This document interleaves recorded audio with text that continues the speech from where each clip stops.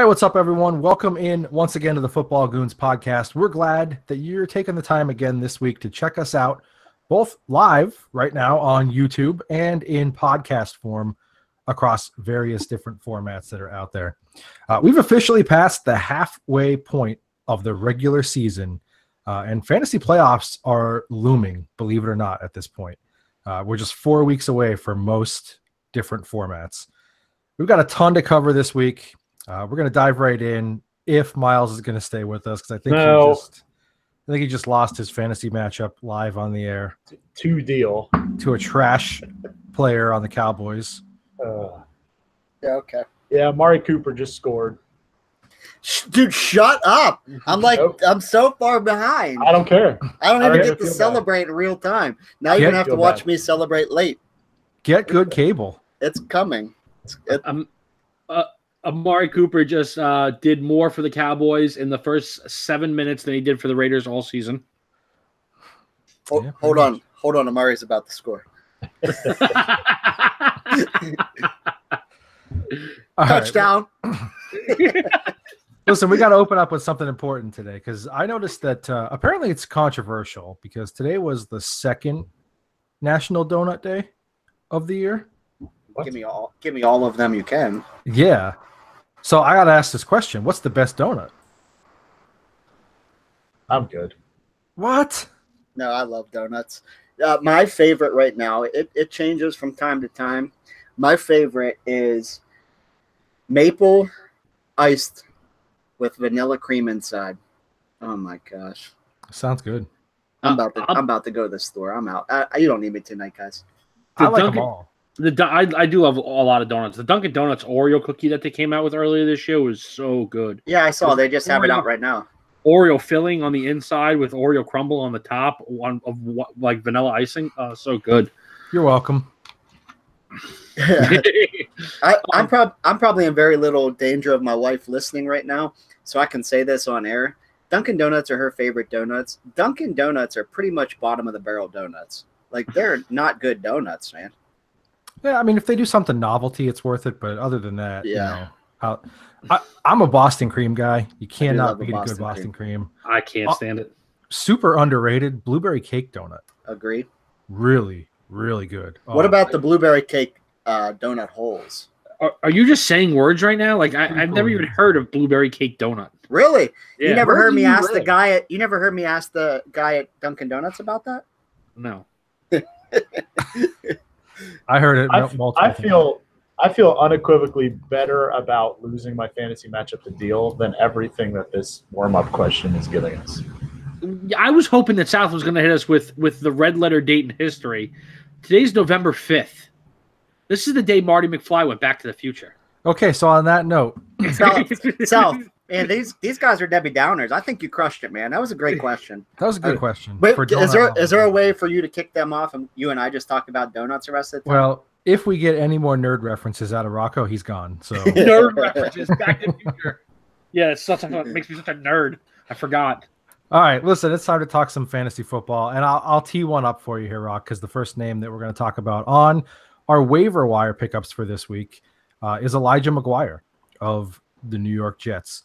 He's come back off the IR.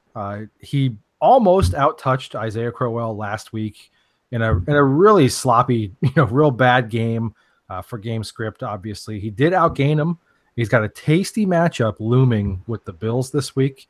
Is it enough to entice you to, I guess, number one, roster him, and then number two, would you consider him as a flex play? I had already rostered him in a couple of leagues last week. Once the Bilal Powell news came out, I think it was, the Jets are just a two-back guy. I don't believe in Isaiah Crowell all that much, so I like McGuire's explosiveness, what we saw last year.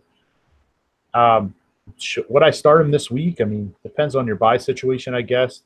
I just think he's a nice guy to have on your roster, barring injury. I'm not sure he's start-worthy until at least we see them use him a little bit more, but he is an explosive guy. I like him as a player. Sure. Yeah.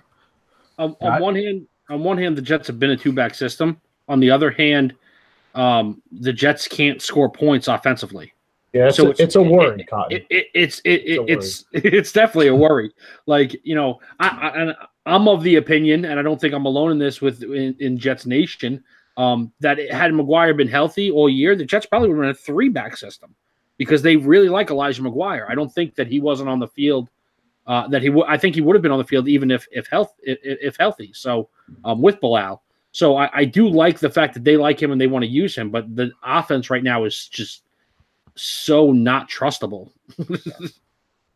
Tell me more about Jets Nation. Yeah, I hope we don't have any more references to that. It feels like it was made up on the fly. Like, is Fireman Ed the president of Jets Nation?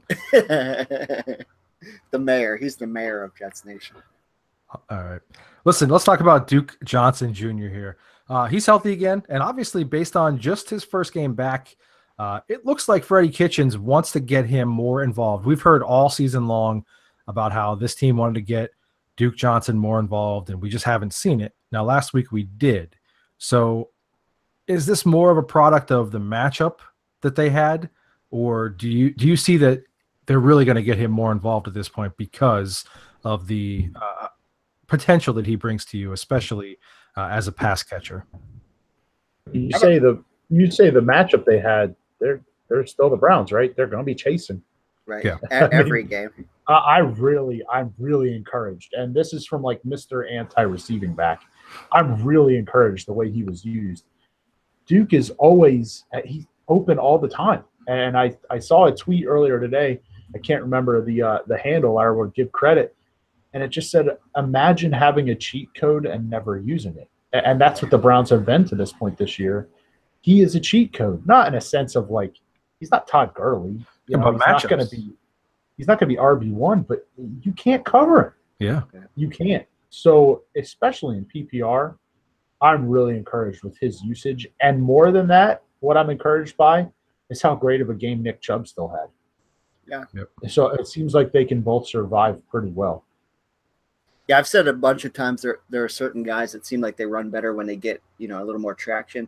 Nick Chubb and Duke Johnson both seem to be fine no matter the touches they get. They seem like they can make a play whenever. So, I like both their play.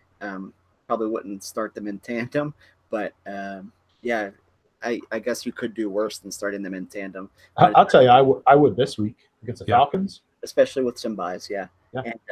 And the encouraging thing is if you go to Pro Football Focus, they list receiving first for Duke Johnson. So if it's in a PPR league, you're doing great by having him in your flex. I saw something. Speaking of that, I'm going to jump in here. I saw that CBS is now listing Cordero Patterson as a running back after 1 week. How are guys like Theo Riddick and Duke Johnson not dual eligible? Like, I understand why Gurley and David Johnson and those kind of guys, obviously you can't let them be receiver eligible just because they have 8 catches. He didn't register a carry. Right. He's a wide receiver wearing 29. Technically, he had 1 carry last week. Oh, I'm sorry. I thought I saw a goose egg for him. Maybe that was Riddick. I don't remember. Yeah, I mean, it might as well have been with the way they use him. I mean, they line him up in the slot so much. Even if he is in the backfield, he's going to run a route pretty much. So my favorite thing is that he had 9 targets and 9 catches. Yeah, so that's great. They're not doing anything that's that exotic with him per se, but he's translating just about every target into a catch and making something happen with it. So you get him the ball in open space, and it's hard to corral him, quite honestly, because you've either got a linebacker on him who can't run with him, or a safety who really just has a harder time bringing him down. So it is irritating. I know we talk about game script a lot, but he averaged 8 yards per carry. He only had 1 carry. What are you giving him 1 carry for? Let the dude carry the ball. No, for sure. And we'll see if that kind of his role expands a little bit over the next couple of weeks here as well in that regard. Let's talk about Mike Davis of the Seattle Seahawks. Chris Carson is banged up right now. They really started to get some things going with that running attack. To this point, it had been a question mark whether they were going to be committed to it or not. But Chris Carson really got some traction, and now all of a sudden, he's playing through some soreness. And by all accounts, at this point, he may or may not go. It's like a 50-50 proposition. But Mike Davis hit 107 total yards last week. Is this somebody you want rostered this week?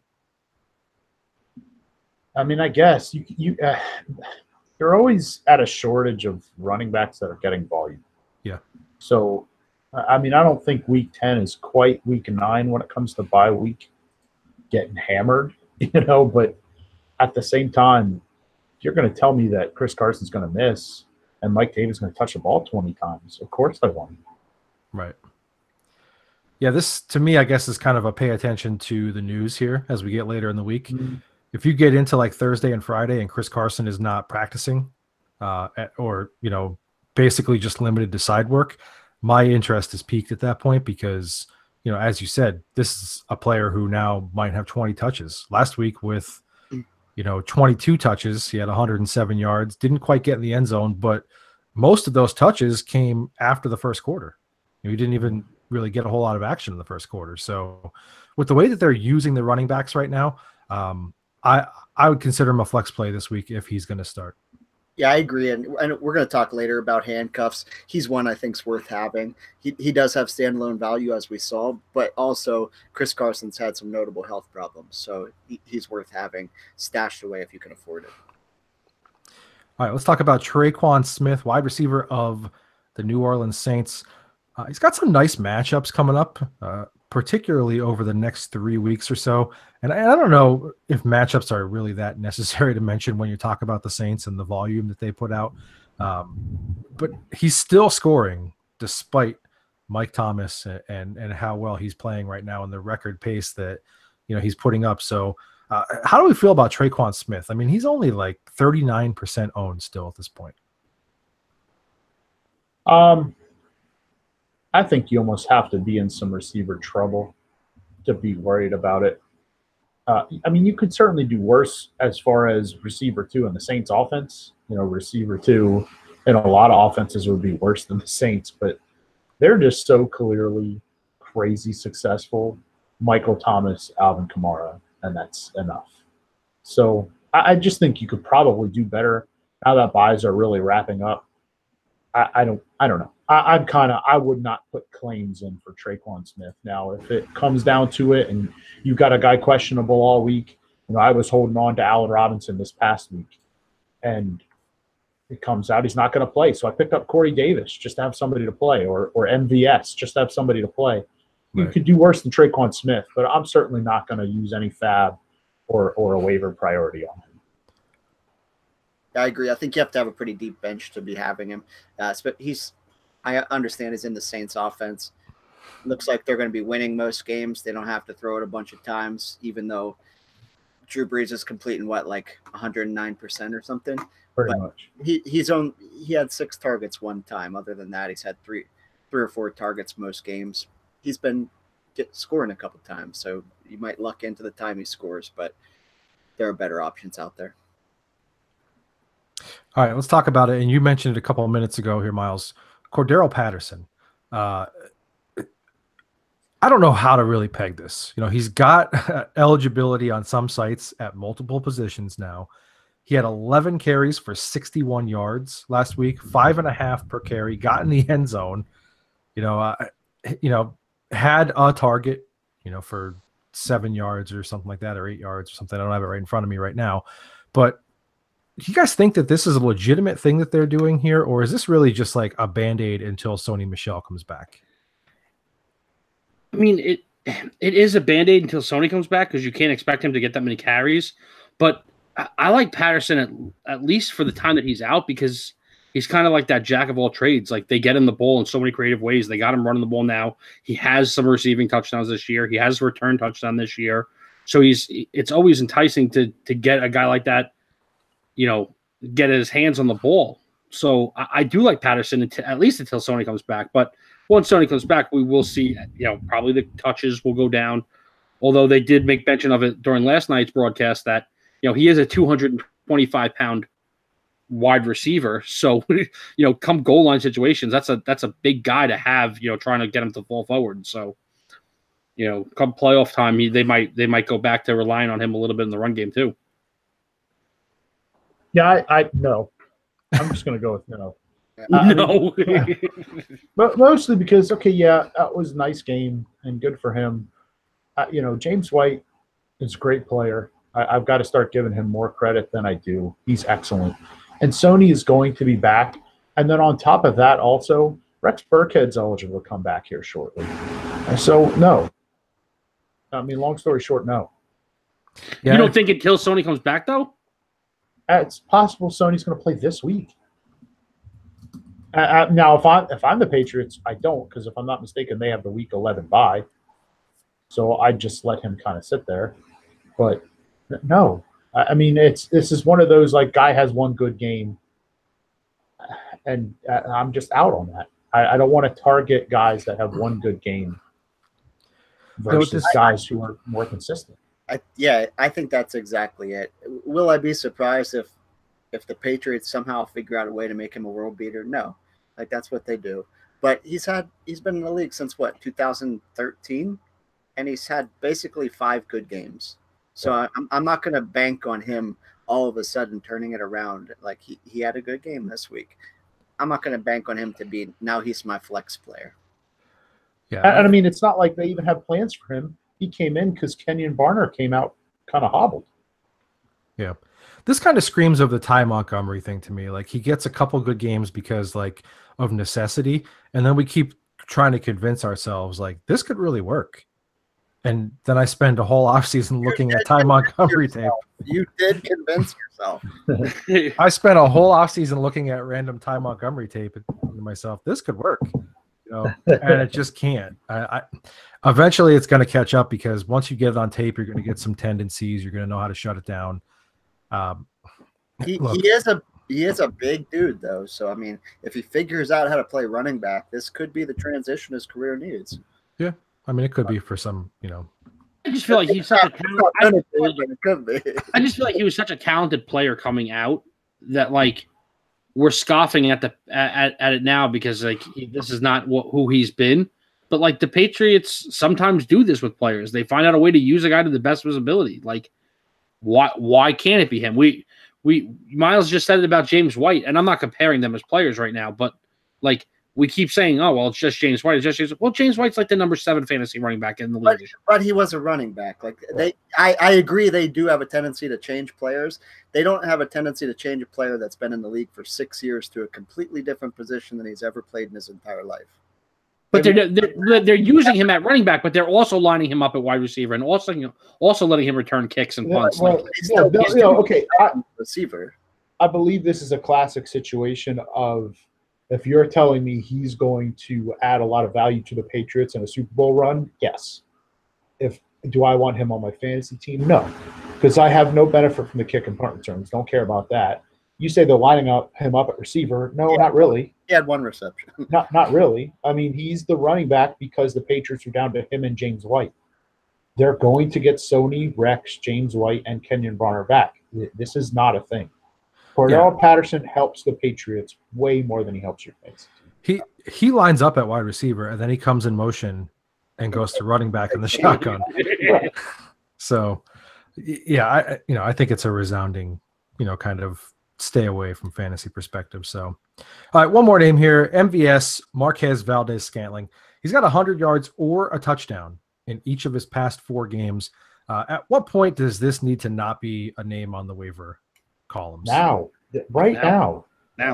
As much as Cordell Patterson is no, MVS is just yes for me. Yeah. I mean, any time that Aaron Rodgers loves you, yes, that's really good for me as a fantasy player. And Geronimo Allison may miss the rest of the season now. Yeah. This MVS is a key player on a really great offense, and the quarterback trusts him. Yeah. Oh, and the quarterback is an all-time great. And Randall Cobb is just going to continue to be up and down. Yeah. Not only just his play, but also his health. Right. I think we expected, Randall Cobb is the obviously next guy to step up for the Jordy role, but that's just not what Randall Cobb does. He kept the Randall Cobb role. Yeah, exactly. He kept the Randall Cobb role, and now MVS is like, I don't want to call him Jordy-esque, but he's playing that role. He's going on the deep passes that Rodgers loves to throw. He's finding the end zone, occasionally. Jordy wasn't, this touchdown. Adams has been the touchdown guy there for the last couple of years, and Jordy has just been the guy that racks up the yards. Well, that's what we're seeing in MVS, and if he continues to get better and Aaron Rodgers trusts him, forget it. Yeah, he's just open all the time. Yeah, to reference ourselves, we got 2 number 2 receivers here. I absolutely want MVS over Traquan Smith. Yeah. Every time. Yeah. So just a real quick on your toes thing. Better Cobb, Randall Cobb, Kevin Cobb, corn on the cob. Corn on the cob. Corn on the cob. I don't even like corn that much, and it's corn with all due respect to Randall Cobb, he's a very good player, but yeah. I just wanted to mention a bunch of different Cobbs. You just wanted to say the name Kevin Cobb on this podcast. Hey, it's amazing. It's Kolb. It's Kolb. It's not even Cobb. It's Kolb. It's Cobb. All right, Rocco, talk to us about our friends. It's corn on the cob. No. Talk to us about our friends at Gorb. All right, let me tell you about our friends at Gorb. That's GHORBH.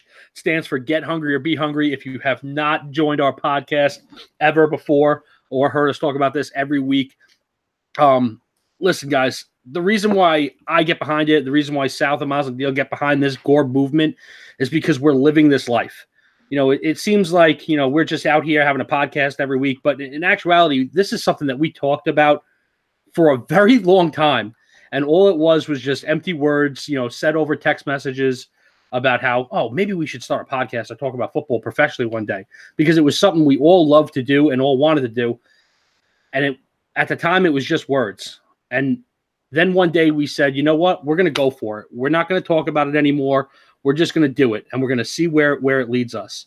You know, there's a million reasons we could have made to not do it, but the fact is that we did do it. We stepped out, we got hungry, and we went after it. And that's what Gorb's MO is: getting hungry, going after your dreams, going after the things you want in life, so you have no what ifs. Besides being an awesome brand in that way, they are an awesome brand to wear. They have everything you could think of: t-shirts, sweatshirts, hats, all ages, shapes, sizes. They make guys like us look good. So get behind the movement, get the gear. That's Gorb, GHORBH.com. Check them out. You know, we need to stop pretending that it's so hard for Gorb to make us look good. Yeah. I mean, all due respect to Gorb, I look good. All due respect to you, I do not. So I need Gorb. It depends on how long I continue with this no shave bit that we'll talk about later. Or wearing Michigan shirts. That'll definitely make you look uglier. Hey, those who stay will be champions. Streamer options for this week. We got 4 teams on a bye, so let's look at a few streaming options for this week.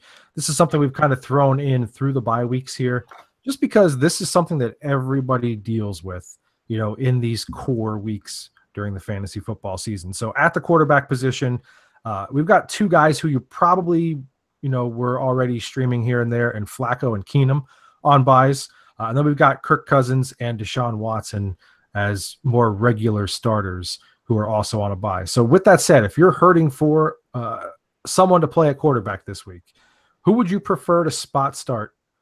Baker Mayfield versus Atlanta, Mitchell Trubisky versus Detroit, Ryan Fitzpatrick versus Washington, or Eli Manning at San Francisco? I would probably lean Baker here. I mean, Atlanta's going to take off in that game, should be playing with the lead. And Baker's been doing enough lately to definitely be a nice, solid bye-week fill. He's been between 15 and 20 points the last few weeks. Now, as we already said, Duke Johnson getting more involved, that only helps him. I'm not thrilled with some of the matchups here, but I think I would go with Baker. Part of me wants to go with Trubisky just because I feel like he gives you that element where, like, he could surprise you and put up 30 and get it done with his feet as well. But hasn't it just felt like as their defense has gotten better and they've been able to punch it in on the ground, like they just get away from even really having to pass the ball? So I don't know. I guess that's a scary proposition for me there. So I would probably also go with Baker Mayfield, knowing full well that, like, you know, there's a really high ceiling there for him, but there's also a really low floor. If they do get behind and get one-dimensional, you know, Atlanta could still rush the passer a little bit. That's probably one of the things that they are still pretty good at defensively. So that scares me a little bit, but I would still go Baker. I would definitely go Trubisky. Before we're letting recency bias kind of mess us up here. I know they played Buffalo this past week. They won 41-9, though. He only threw 20 passes. One of them was an interception. His previous 4 games, 316, 3-1, 333, 2 touchdowns, 220, and 2 touchdowns. So he had 4 really good games before this past week where he didn't have to throw against Buffalo. So this week, who knows what Lions team's going to show up, but I like Trubisky to have a good game again. Yeah.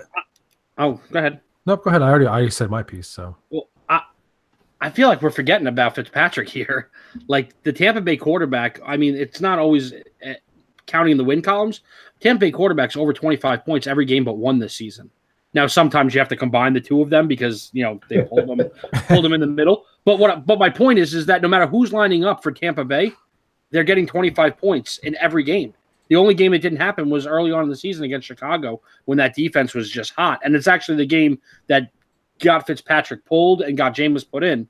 And then it happened in the reverse a couple of weeks later. I think this is Fitzpatrick's job, and they are just a pass-heavy team. I know Washington's probably the best defense on this list of any of the teams that are going to, that we're talking about, but I still trust that offense more than I trust any of the others. They're probably the best defense, but they also just got shredded. Yeah, and shredded 3 weeks ago by Drew Brees in the passing attack. I mean, that was his break the record game. So they threw all over them. Matt Ryan threw all over them, and you got a team coming in here that just throws the ball. Yeah. So as much as we'll acknowledge that Fitzpatrick's not Drew Brees or Matt Ryan, yes, he is, however, putting up similar fantasy numbers to what those guys are. Yeah. Yeah, for sure. All right, so the running back position, we've got Lamar Miller, Dalvin Cook, Latavius Murray, Royce Freeman, Phillip Lindsay, Alex Collins. They're all off this week. So would you rather play Doug Martin versus the Chargers, Mike Davis at the Rams, Duke Johnson versus the Falcons, or Ito Smith at the Browns? Is Chris Carson playing? We're assuming at this point, based on the reports that are out there, that it's going to be a long shot. Okay. Then all of the above. I'm okay with any of them, honestly. I'd probably stay away from Doug Martin with the 4 choices just because I don't trust the Oakland Raiders to score points at all. But I actually really like all 3 of the other ones. Like I've kind of said about Baker, I think that Browns-Falcons game could be quite high scoring. Duke Johnson's definitely going to be used in Atlanta still this year. It was a story last year, still now. Struggles mightily against pass-catching running backs. Ito Smith's getting better every single week, and Cleveland can't stop anybody. And especially if Chris Carson misses, the Rams are not a stalwart against the run. So I like Mike Davis with his volume there. So I could live with any of the other 3. I went DJ, Duke Johnson Jr. here. Careful to call him DJ because there's already a really good DJ. But I went with Duke Johnson here. I just think that there's a reason why they were okay with trading Hyde. And I think the reason is Nick Chubb really came on in the run game, and they want to get Duke Johnson back involved in the passing game. It just makes sense. He's a good player in that realm. Now, I know Miles hates the fantasy PPR running back, but if you're in a PPR league, I mean, Duke Johnson's going to be gold for you the rest of the way out because now it's just him and Chubb. Yeah, I think if Carson doesn't play, it's easily Mike Davis for me. If he does play, I'd probably go Duke Johnson. Yeah, I'm leaning toward Duke Johnson as well. I think you got 7 points right out of the gate on just catches. So that's not even counting what he's going to do with the ball after the catch or the fact that he might score. So 14 catches? No. I've got 7 points right out of the gate on just catches in PPR. Oh, full PPR. Yeah, so I mean, if it's a half PPR, you're getting 3.5, obviously. But I think you're a lock for 7 catches in this game. All right, the tight end position. There's no real losses here other than Kyle Rudolph this week. But if you're stuck, for other reasons or whatever, you need to stream a tight end. We've got Evan Ingram at the 49ers, Jack Doyle versus the Jaguars, or Austin Hooper at the Browns.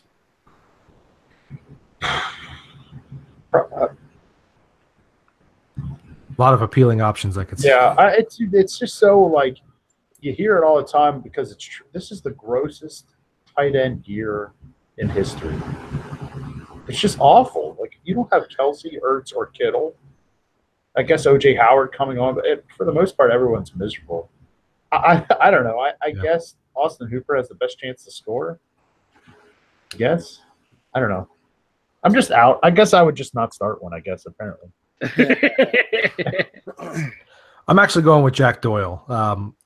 First game back, before they went on the bye, it seemed like it took a little while for him to kind of get his legs under him during the game. But in that fourth quarter, when it really came crunch time and you saw, when Indy needed a score, who did Andrew Luck turn to? He went back to Jack Doyle, an old reliable. So I don't know why. It worked. So, I mean, he had quite a few really good catches late in that game. Yeah. He's an option that has a good rapport with Andrew Luck. He runs good routes. They've got good timing. So, I like him this week. I know the Jags are a little bit of at least on paper, a tough matchup, but they've been susceptible. So, I like Jack Doyle. I went with Ingram here. I don't like any of them really, but in a case like this, I'm going to take the guy who I think is the most athletic and can do the most with the ball after the fact, and I think that's Ingram. I think the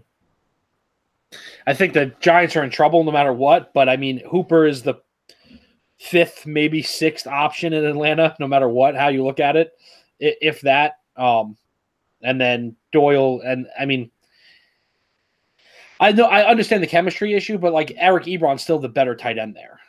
He just is. So, I mean, you could take the number 2 tight end on that offense, or you could take the chance that Evan Ingram can, do something fancy for you and use his athleticism against a pretty bad 49ers defense. I went Hooper. He's had 4 good games in a row, 2 really good games, and then 2 games where he had over 40 yards, which realistically, in the tight end position this year, you're doing pretty well if you get 4 catches for 40 yards out of them. So I would go with him. So I guess 2 of you guys are going to be hanging with Mr. Hooper.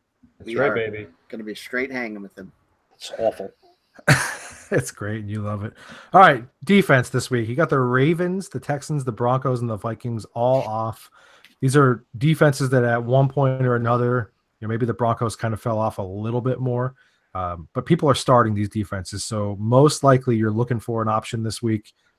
It's probably pretty slim pickings if you have a lot of people in your league who roster multiple defenses. So you've got the Colts versus the Jaguars, the Bills at the Jets, or the Giants at the 49ers this week. I love the Colts this week. I have no issue. I'm a streamer anyway, so for the most part, I'm looking at every week. I'm cool with the Colts hosting the Jaguars. I don't think Blake Bortles figured it out during the bye. I'm just going to go out on a very long limb and say I don't think he's going to come out and shred an Indy defense that it's hard to shake that stigma that the Colts defense sucks because it's been a long, long time that they've sucked pretty bad. Like going back to when I started playing fantasy in 1999, like a long time. Like going back to Baltimore. Yeah, right. They had that one good year they won the Super Bowl. No, that defense was not good. Bob Sanders was good, and that's about it. Freeney bracket. Anyways, it's time to start shedding that because while they don't quite have the star power everywhere, I mean, Malik Hooker's awesome. Darius Leonard's probably going to be the rookie of the year. They are, as a whole, playing really well. They're scoring about 8 fantasy points per game. As a bye week fill-in, 8 fantasy points per game. Oh, plus I'm playing Blake Bortles. I'm interested. Yeah, and I'm jumping in because I'm going with them too. They're opportunistic as well. They've got a young, secondary who kind of enjoys jumping some of these routes and creating turnovers. They're getting great linebacker play, underrated as well on the defensive line. So I feel like this is the kind of game where they could turn the Jaguars over 2 or 3 times. So maybe you get lucky and one of those even turns into a defensive touchdown. You could do a lot worse than the Colts. Do not allow their past performances, previous years to stick that label this week if you're looking for a defense.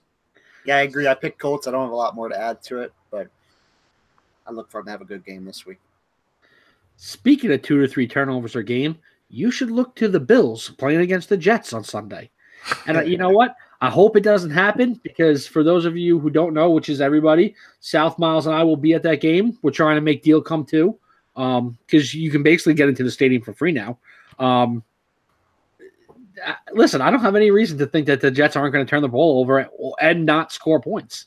So unless you can tell me for certainty that the Jags will not outscore the Jets, I'm taking the Bills here. I can't believe we're paying money to go watch the Bills and Jets play. I can't Come on. It was like $29. Yeah, literally. They paid you $29. I've paid more to get into high school football games.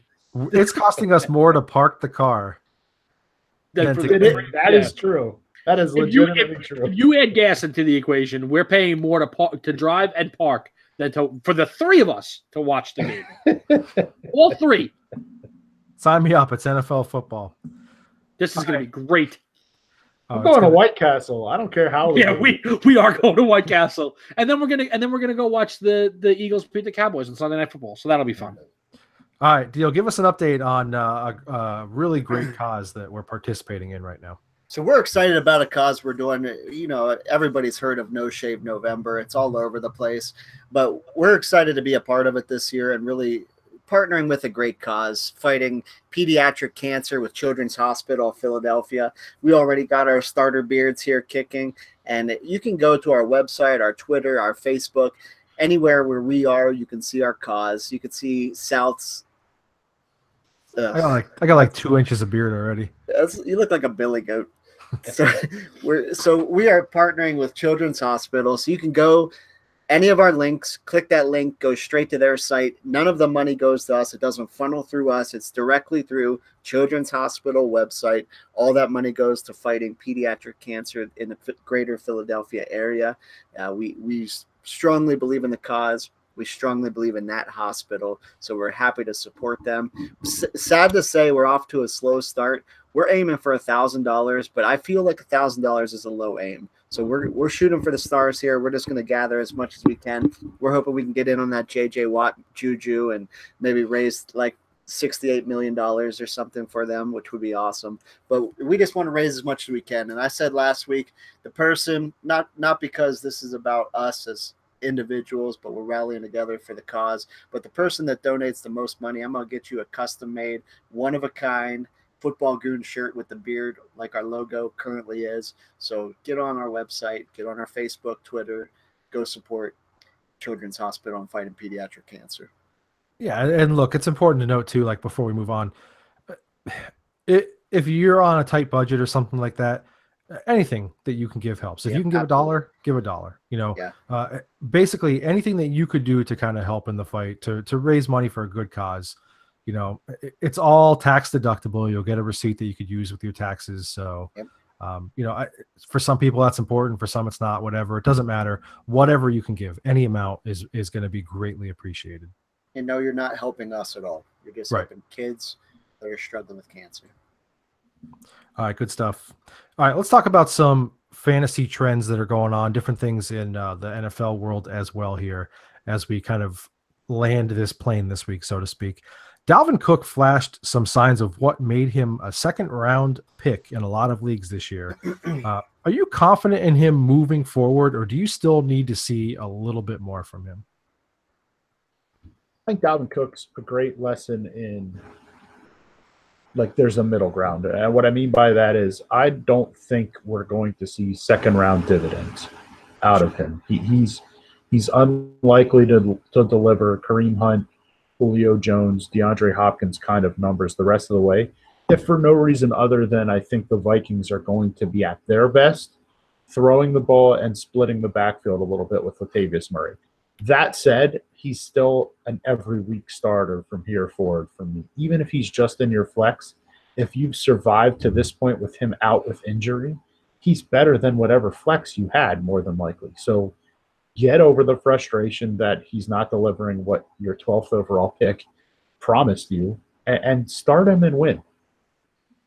Yeah, and this is something I want to add to that. Like, if you took him in the second round or as high as 12 overall, whatever, it's easy to be salty about it because you're thinking, like, man, I just haven't gotten what I should have out of him. But if you could plug him in at this point and get enough out of him as a contributor that you could ride it to, a late playoff run or a championship game, then who cares? I mean, you drafted him ultimately with the thought that you wanted to win a championship. If he helps you get there, even if it's in a flex as a 10-point contributor, what does it matter? Like, I just feel like you kind of hit on something, that I wanted to emphasize, is that you have to kind of let that whole ego part of it go. The fact that, he hasn't been what you thought to this point is irrelevant, completely irrelevant. All right. So if you're stuck for running back options, and I know, there's a lot of people who are in this position. We've had a lot of, running back injuries. You got some buys here we've been going through. Who's a better play moving forward this season? And you guys know I love to give these dreadful option questions. So LaShawn McCoy or Kenyon Drake rest of season? No. I don't agree with no. I like Kenyon Drake. I don't know why. I don't think the Dolphins like Kenyon Drake. That's the problem. Honestly, the reason I like Kenyon Drake going forward, again, it's a recency bias thing where we look that this past week he did virtually nothing against the Jets. Well, that game was pretty close. Miami had it in hand almost the whole way. Kenyon Drake before that, 3 of 4 weeks had 16 or more fantasy points. When the game script and they get behind, he plays, and he plays well. Well, the rest of the way, the Dolphins have the Packers, the Colts, and then they get the Bills, but then you've got Patriots, Vikings, Jaguars for the rest of your fantasy season. They're going to be behind a lot the rest of the way. So I'm interested in Kenyon Drake the rest of the way. Yeah, I agree. Kenyon Drake. I was Mr. out on LaShawn McCoy from the beginning, about 3 months before the season started, but I'm still out on LaShawn McCoy. I have no interest whatsoever. Kenyon Drake, had I not traded him for Odell Beckham Jr., he would still be on my team. I just wanted to bring that up for straight up for our listeners. Somehow he got him straight up. LaShawn McCoy has no quality going forward. Their team is horrible. And the Dolphins are a lot better than the Bills. I don't know how they're Which better. Is saying so much. I don't know how they're a lot better than somebody, but Kenyon Drake's the better play here. Like, there are a lot of fantasy players where you hope they score every week. LaShawn McCoy, you hope he scores, but first you have to hope they score, and then you have to hope it's him. Like, that's too much hope. I don't have hope for that much hope. The biggest reason why I think so many people have been out on Drake is that, last week and then a couple weeks back as well, he was out-touched by Frank Gore almost 2-1. So I get that, and I get that some of that is game script or whatever and just kind of grinding out a lead or whatever. But if you're a McCoy owner, you know that Shady's been out-touched almost like 3-1 to Chris Ivory. So, like, Chris Ivory. I mean, I don't understand exactly what's going on in Buffalo. If he's not healthy, whatever it is, they keep saying he's in their long-term plans or whatever. Whatever. He's not in any of my plans. So it would be Kenyon Drake. How can the Bills talk about their long-term plans when they're not going to be there long-term? Like, that team is awful. Yeah, but they're not going to. There are no long-term plans there. This is a side tracking thing here, but you can't fire Sean McDermott. You can't. Like, you don't know what he could do yet because you literally gave him like a CFL team. A little bit worse. You gave him the Argonauts. Like, they wanted to have Buffalo play in Toronto a little bit.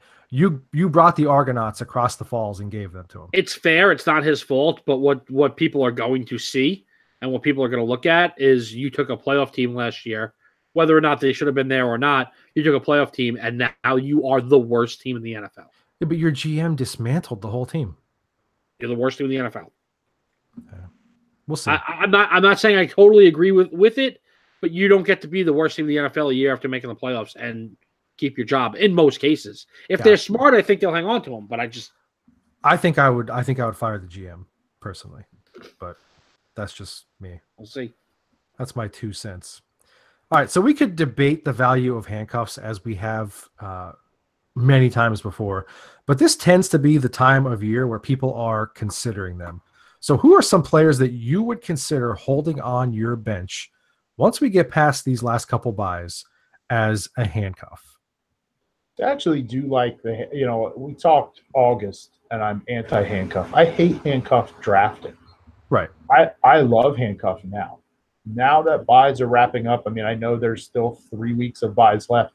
I absolutely own a ton of Colts, Eagles, and Bengals. It's the teams I liked this year, and they were all last week. So I have most of my teams, I actually am done with buys. So at that point, I don't need bench depth so much. I need to protect my starters. So I think handcuffing now is the time to go. And number one on my list is Malcolm Brown for the Rams, without a doubt. He has looked good in albeit very sparing playing time because likely the MVP, definitely the offensive player of the year, is Todd Gurley playing ahead of him. But he makes plays. And beyond worrying if Todd gets injured, you have to worry, honestly, if you're going to make your fantasy championship in Week 16, if Todd Gurley's going to be playing on Week 16. The Rams should already have that division locked up. The best thing that honestly probably happened for Todd Gurley owners is that they lost to the Saints last week. So who knows about home field? He probably had. If they win that game against the Saints, they're the home field in the NFC by Week 16. So all that being said, I do want Malcolm Brown. I think there are several leagues even where I don't have Todd Gurley. Well, I'll be claiming him in a week or two here just to make sure I have him in case. Yeah, I'll add a name to this here at the running back position. We've seen what Kareem Hunt has been able to do this year. I actually like Spencer Ware. Mm-hmm. So if you're a Kareem Hunt owner, you've got to go ahead and put Spencer Ware on your roster. I mean, again, a guy who's had limited touches but has done some pretty good things with the ball in those limited touches. I don't know if Rocco just got bit by something, but I didn't think it was that funny. I don't know why it's funny at all. No, because I know how much Deal hates Spencer Ware, and as soon as Sal said it, I looked at Deal's monitor, and he's just hanging his head in shame and about to throw up. Like, he hates talking about Spencer Ware so much. How many times can we talk about Spencer Ware? Is it better or worse than Kristen Michael or James Starks? The same, not better or worse. It's bad. It's all around bad. I don't even want to answer this question anymore. Bring up Spencer Ware. I'm glad Spencer Ware is on your trash team. Well, listen, we laugh about it, but every year there's one of these random names. Spencer Ware. It's always Spencer Ware. That is always on the most owned fantasy championship teams every single year. So I got burned by it a couple of years ago with the Saints when they had a guy go down. Travis Cadet. Tavares Cadet. I got burned by Tavares Cadet a couple of years ago. Shouldn't have even been on anybody's mind, but they had an injury. He played a lot. He got burnt by it. So when Tim Hightower came out of retirement and was it happens. So you've got to be thinking about it. You've got to be willing. At this point, honestly, would you rather handcuff a high volume backup to your running back on your team, or I don't know, Deion Lewis on your bench? Yeah, absolutely, Spencer Ware for me. Right. You don't have to think Spencer Ware is good. I'm never going to play him unless Kareem Hunt goes down. That's the point of the handcuffing. Right. Yeah. It's like having a fantasy security policy. I'm irritated. Irritated by all this. Hey, jump right to the Survivor question just so he stays I don't want to do this no more. All right, let's talk about something here, just kind of like a fun thing. What's more frustrating? I'm using these examples. This is more frustrating. I'm using these examples from last week, but having Lions players who you can't peg because the team has been so roller coaster bad, or having a Panthers player who you can't peg because they're so good and they've mixed it up so much this year. I actually think it's Lions because I think that the Lions players in their own are better. I think they're better players. They're just in bad situations like the Lions always are. They just always have they have good players that are on the Lions that got the misfortune back to Barry Sanders of playing on the Lions that should be good everywhere else. But for some reason, the Lions are the Lions and they can't figure it out. I actually think it's the reverse. It's the Panthers, because like when you look at so you're watching whatever game is nationally televised in your market, or if you have DirecTV, congratulations for you for being rich. Good job on your life decisions. But no, like you're watching whatever game you're watching, and you look over in the corner, and you're like, oh crap, Minnesota's beating the Lions 24-9. I'm not expecting much out of Matt Stafford. But then you're like, oh my God, the Panthers have 48 points. Cam Newton must have like 12 touchdown passes. And like midway through that game, Cam was like, can you shut up for 1 second? No, but seriously, you look at it, you're like, oh, Cam must be lighting it up. And halfway through that game, Cam had like 10 points. It was all rushing, and it was spread out so thin. Now, Cam wound up having a nice game in the end, but I think it's more frustrating when they're spreading themselves so out, and you just pick the wrong Panther to own that week. But the Panthers are scoring points because it gets your hopes up, So I mean, neither is great, but I would rather not have my hopes up. I actually agree with Deal, and I say this as a Cam owner who complained to you guys like from 1 o'clock to 2:45 on Sunday, like the whole day. But there are the same amount of people that live in my house that scored 10 fantasy points as Detroit Lions this past week. That is zero. I mean, that's hard to do in today's NFL, that not a single player on your team in half PPR scored 10 points. Not one. Marvin Jones had 9.6, and then you go to Matt Prater with 9. I mean, like that's next. Yeah, he beat the quarterback. So that's frustrating. Trust me, I know he beat the quarterback. It makes zero sense that Matthew Stafford, Marvin Jones, Kenny Golladay, Kerryon Johnson, LeGarrette Blount, Theo Riddick. It makes no sense that offense scores 9 points. I know Minnesota's good, but they scored 9 points. That's frustrating. Yeah, it's got to be the Lions aspect of it. Like, in full disclosure, like we were just talking last week about a potential pretty big trade, and one of the big chips was Kerryon Johnson. And my hesitation was, I just don't know if I could trust like the consistency of it, whatever. And like, I just kind of went away from doing it. But it's so frustrating because he's such a good player. So if you're the person who has him, you're frustrated because, he's just not scoring where he should be compared to some of these other backs. But if you're a player who's looking to, or somebody who's looking at being interested in him, then, you're hesitant to do it because of that. So like, the Lions just, I don't know. It just feels like every other week it could be they score 48 or they score 8. And there's no real in between. I don't know why. South, just trade me Alvin Kamara and shut up. I mean, you owned him previously and traded him to me, so yeah, you got, you know what? I don't think you should be allowed to own him this year. You got all antsy because Mark Ingram came back and had one good game, and you were like, "This is it. I'm trading Alvin Kamara." And then you're like, "Oh man, that was dumb. I shouldn't have done that." I mean, it's not like you didn't get good players back in return. Right. No, we got great players back in return. All right, it's 5 of the top 6 wide receivers in the NFL.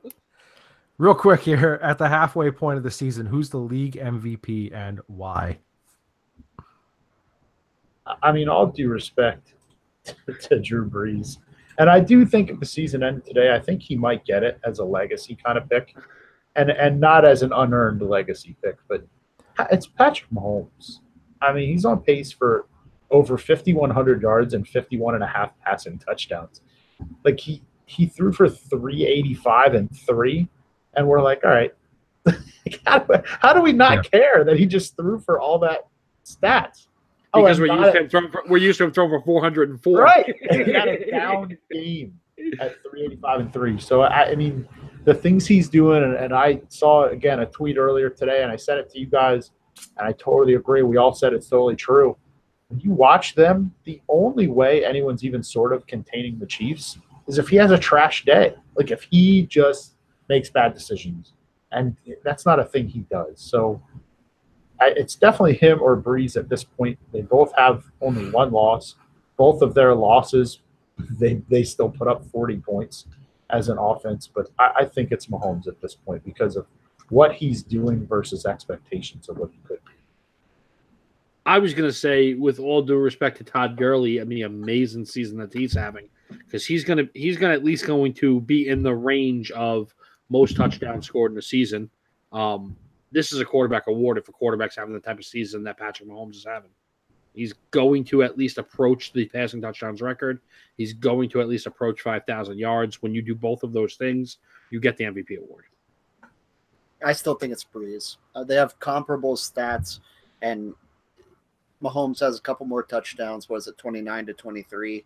And he has 7 interceptions, which isn't a lot of interceptions. Breeze has 1. So he's doing it the same thing he does every year. He's going to be over 4,000 yards again. He's breaking his own record for completion percentage, and he's not throwing any interceptions, and I don't see any reason it slows down. He's definitely been a more efficient player. It's kind of the efficiency versus flashiness thing because and I tend to like efficiency. Yeah. It's almost like, what do you expect out of Breeze? Kind of this. I mean, he's even a little better than usual, but Patrick Mahomes is coming from a question mark to holy shnikes. It's frustrating that at this point in their careers, all Patrick Mahomes can do is overachieve, and the only thing Breeze could do is disappoint. Like if he does what he does every year, it's like, yeah, of course, it's what he does every year. Right. So, Deal, if you think that they duplicate first half production and wind up with the same record, you give it to Breeze over Mahomes? Yeah. Wow, that's crazy to me because I don't think that it's ever happened where they just ignored the stats when records were when the team records were so close. I could see ignoring the stats if the Chiefs are like 9-7 and the Saints are 14-2. But I think they both wind up 14-2. Most of the stats are in Breeze's favor, though. That's kind of Deal's point too. Is like his stats are nutsos. Yeah, we're just like, of course they are. Like it's not surprising at all. It's kind of like the LeBron James should be the NBA MVP every year. Bill Belichick should be the coach of the year every year. Right. Like when somebody else comes out of nowhere and goes nuts, it's that guy. I said Mahomes, but if Breeze wins it, that's totally cool. And if Todd Gurley wins it, that's cool. Yeah, and I'm fine if either of those guys win it too. And I'm of the right now more unpopular opinion that Breeze is the MVP because of what you had mentioned, Deal. But also, I think at some point, whether it's just because they've got it locked up or whatever, I think Mahomes kind of gets ramped back just a little bit. Maybe we'll start to see where he plays 3 quarters, or he doesn't even have to play the last 2 weeks of the year, or he just plays a couple series. But I know the Chargers are playing well right now, but I don't know. I just feel like you're waiting for an ACL to pop.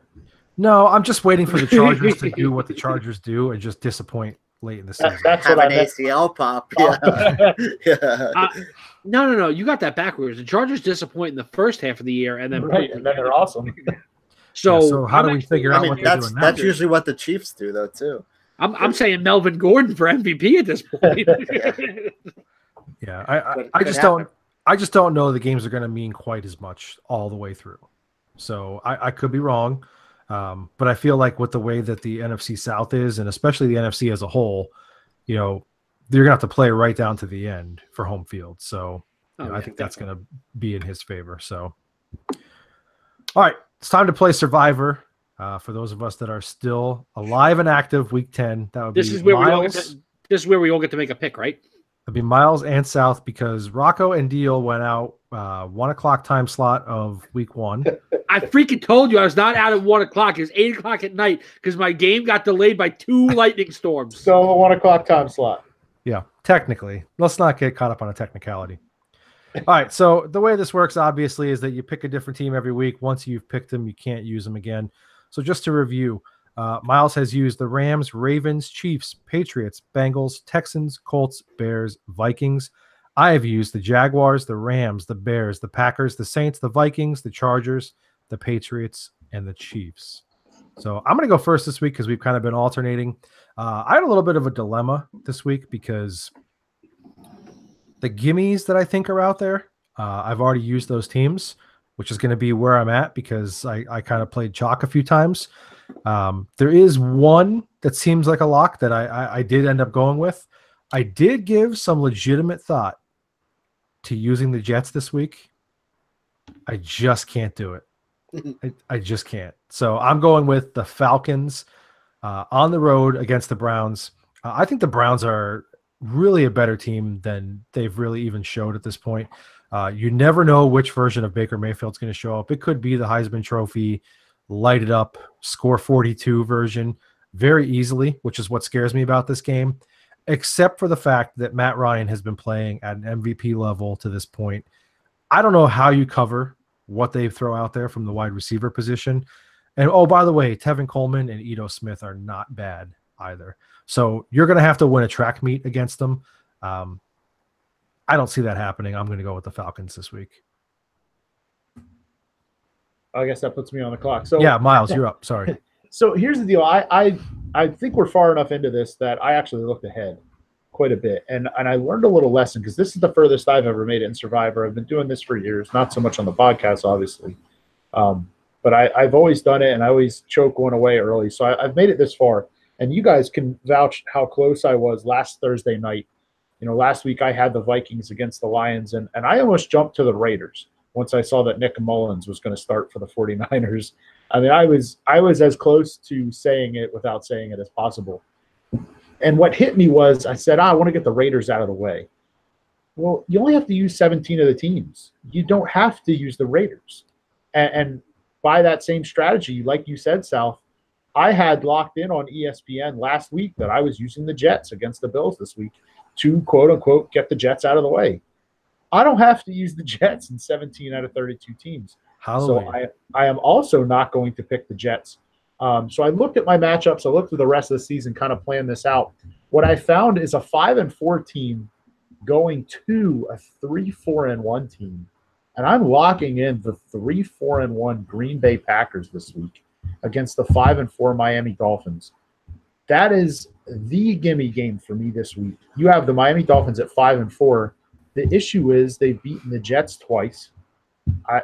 All due respect, does that count? I don't know how much it counts. Maybe some. They've also beaten the Bears, which is a nice win, but that's in overtime. I mean, their strength of schedule is just nothing. Also beating the Titans and the Raiders. Good for them. Then I look at the Packers, who are 3-4-1. Back-to-back weeks here, they lost in LA against the Rams by 2. And then they were tied last night with the Patriots going into the fourth quarter in Foxborough. They have to be just starving for a victory here and drooling over the fact that they get to host the Dolphins instead of traveling to the Rams or Patriots. So this is a game that we all know Canton, Ohio is waiting on Aaron Rodgers. A Hall of Fame quarterback doesn't lose this game at home. There's absolutely no way the Packers lose here. I am taking the Packers. I got to get back in the ESPN thing with the point differential. Green Bay, lock them in 10-0. All right. I did love that game, except I had already used the Packers, so right, to my chagrin. So, hey, look, that's going to be it for this week's edition of the show. Good luck to everybody here heading into week 10 of your fantasy season. Hopefully it's a win for you as you're out there listening. Be sure to keep up with us, facebook.com/footballgoons, @footballgoons on the Twitter website. Right here on our YouTube channel as well. You could like, you can subscribe, you can comment on the videos, leave us some feedback. As I know many of you already do, especially our guy, King Reed. He always leaves us some nice comments there as well. So look, we like to communicate back and forth with you guys on social media. So don't be shy about reaching out to us. Also, check out footballgoons.com. Tomorrow morning, the podcast will drop for those who were not able to join us live. And then Wednesday morning, our Goons, Ghosts, and Daily Picks for Week 10 will hit the site. And then Thursday morning, our updated Week 10 fantasy football rankings will be live and available for you for free. All that content is free on a really nice, clean site. So it's out there for you guys to enjoy, footballgoons.com. We'll catch you guys next time.